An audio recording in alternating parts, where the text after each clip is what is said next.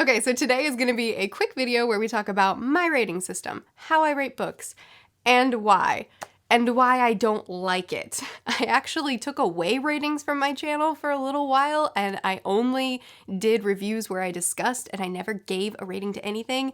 Those were wonderful days, but people kept commenting on all my videos, what number do you give it? So I started implementing the numbers again, and I still have the same frustrations. So today I'm going to break down what the numbers mean, and I'm going to explain to you why I hate assigning numbers. But first, a sponsored giveaway. So for this sponsored giveaway, I'm going to be partnering with Book of the Month to give away 2 6-month subscriptions.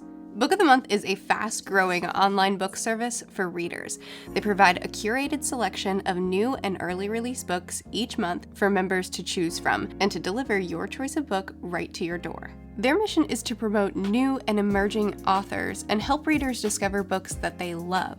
And they're a great choice for a holiday gift because members get to pick from 5 new books curated by their official editorial team each month, which means that they get to choose a gift they love over and over again. They offer 3 gifting options, and no matter what you get, you're still getting the best price for your new release adult fiction hardcover novels. You choose the date and they'll email the gift card to the recipient for them to print at home, or you can have a physical gift card shipped to them. So, to help you get your holidays started early, I'm partnering with Book of the Month to give away 2 6-month subscriptions. Book of the Month is a US-based service, so this is US only, but there's a form in the description to fill out to enter the giveaway. Be sure to enter the giveaway, and I'll choose 2 winners on November 30th to ship these gift cards out to. And I'll also have Book of the Month linked in the description. Be sure to check them out. Okay, so I'm going to real quick go through the numbers and what they mean. It's pretty straightforward, and then we're going to go into why that gets so messy and leads to me just not liking assigning numbers. Okay, so I use a 5-star scale, and I also use half stars for things that fall in between those 5 stars. We have the 1 star, which means I hated this book so much. I don't give this out very often. This usually means there was nothing that I found redeemable about this book, or more commonly, I didn't like this book. It had a lot of flaws, but then there was one thing that really bothered me a whole lot that I think just threw it into the 1-star range. That's more commonly what makes something a 1 star. An example of something that I didn't like anything about and I thought that it was flawed the whole way through would be Anna and the French Kiss. An example of something that I thought was just not, I didn't like very much about it, but then something happened that threw it into the 1 star. That would be The Duke and I. 2-star books means that there were things that I understand why people like it. It makes sense to me. It kind of like stuff like The Duke and I, where it's like, okay, I get it. It's just super not for me, and I have a lot of problems with it, but I get you, and it didn't have that one thing that bumped it into a 1. That's where my 2 stars lie. I have big problems with this. I didn't like it at all, but I don't hate it. Some examples of some 2 stars would be Nevernight and Twice in a Blue Moon. You also have the kind of 2 stars where they were doing well, I really enjoyed you, and then you took a deep turn, and I really didn't like the turn you took. Kind of like, you could have been a 3, you could have maybe even been a 4, but then you did things that I hated. AJ Fickery would be an example of that. 3 stars are where we get to the books where I don't feel like it's a negative rating. It's the middle of the rating scale, so it's middle of the road. A 3-star book is something that I enjoyed. I didn't love, I didn't hate, I enjoyed it. I'm glad I read it. I had a good time reading it. I don't have strong feelings in either direction. This is obviously not what a book would be going for, but it's also not a negative. The Shadow of What Was Lost, Eleanor Olmsted is completely fine, 11/22/63, these are books that I enjoyed reading, that I'm glad I read, that I had a good time with, but they just weren't perfect for me. I had some complaints, I had some positives. It ended up kind of in the middle for me. A 4-star is the most common one that I give out. Probably 3 stars the second most common, but 4 stars the most common, and that means I had a really good time reading this book. I really enjoy it. I really recommend it. I'll probably bring it up a lot.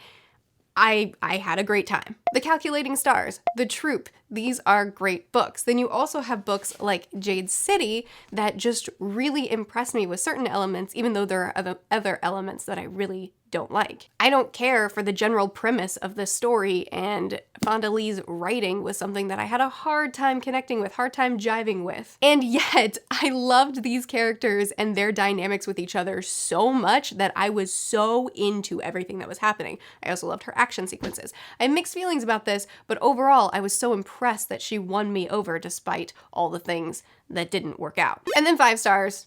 This is the obvious one. These are books that I loved hard and rave about a lot, won't shut up about. They're not necessarily all my favorite books of all time, but they are all books that I will not stop loving. And Every Morning the Way Home gets longer and longer, and basically almost all of Bachman's books. Peter Pan, The Lies of Locke Lamora, My Dark Vanessa, books that really meant a lot to me and that I loved so much. These are my 5s. I give out 4 stars the most often, then 3 stars, then 5 stars, then 2 and 1s. I don't get a lot of books that I just really flat out don't like. Most books, I find something that I enjoy about them that makes them at least a 3. And that's of course because most of the books I read are recommended to me from people. I'm very rarely just looking at a bookshelf and saying, you. I have no idea why.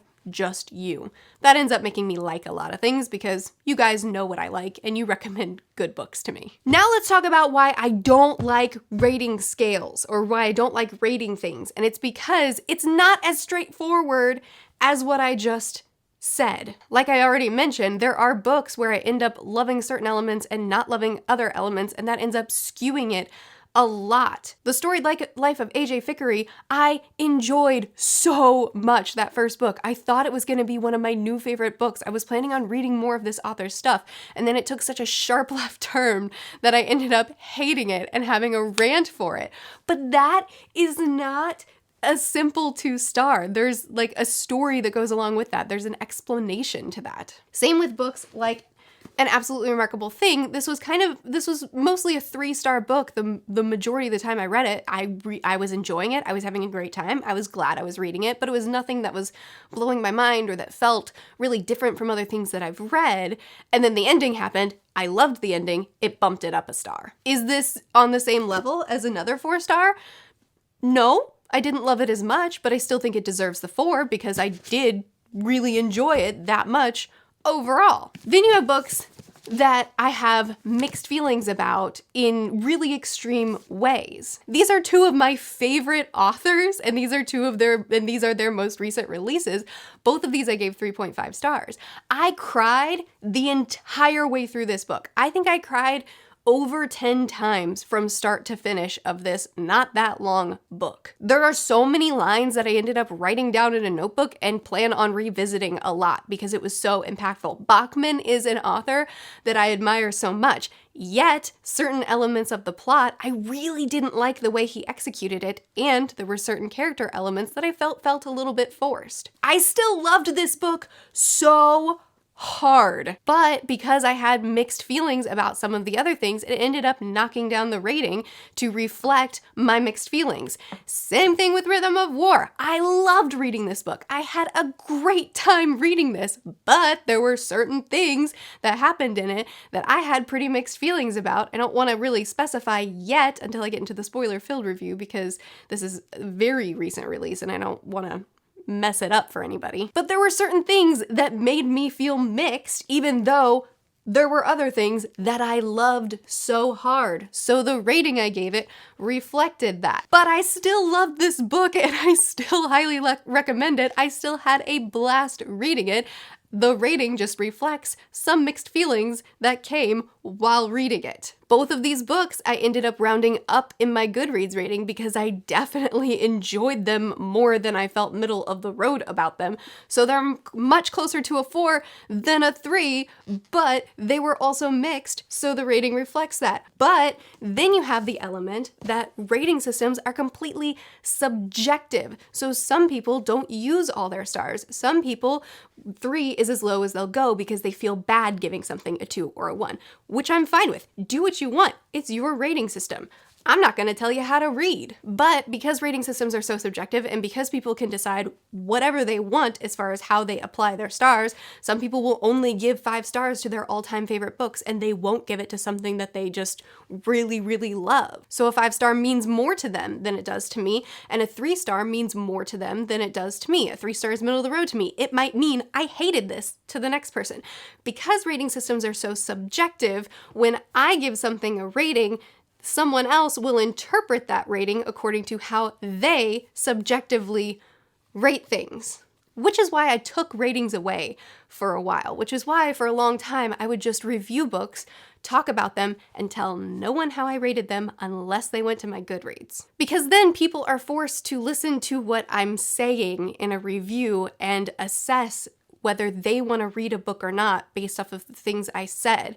But with ratings, a lot of times I feel like I'll spend 10 minutes describing all my feelings about the books, all the pros, all the cons, and overall just saying, I really enjoyed this and I highly recommend it. Then they'll see the rating at the end and they'll say, oh, you gave it this number. That means this. And throw everything I said out the window, which drives me a little bit nuts. I did bring ratings back because every time I would post a video talking about how I felt about something, half of the comments would be, okay, but what number did you give it? Which I just feel is it's the least important part of a review is what number you tack on at the end. The most important part is everything I said in the review.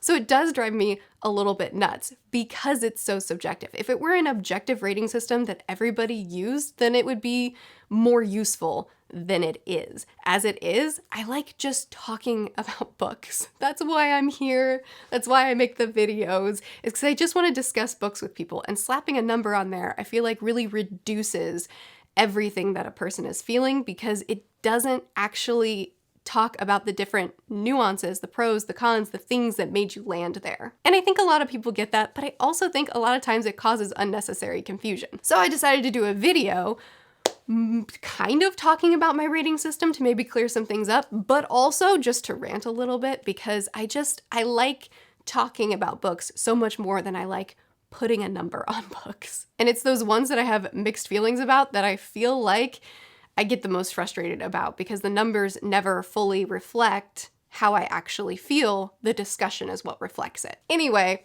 I'm really curious to see how you guys rate things. Do you use all your stars or do you prefer to cut it off at a certain point because that makes you feel like you're not being hypercritical? Do you like your rating system or do you rate things at all? Do you just read, have a discussion, and move on? That's my fave. I'd love to chat with you guys more about what your rating system is and how you feel about how you're using it. Be sure to keep chatting with me more in the comments. I post videos every Tuesday through Saturday and sometimes on Mondays. I'll see you guys again soon. Bye.